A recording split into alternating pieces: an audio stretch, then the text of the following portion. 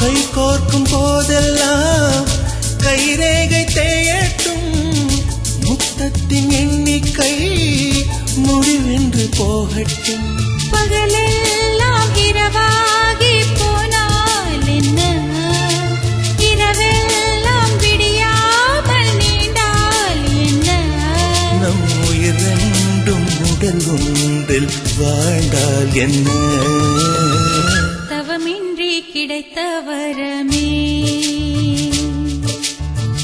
இனி வாழ்வில் எல்லாம் சுகமே.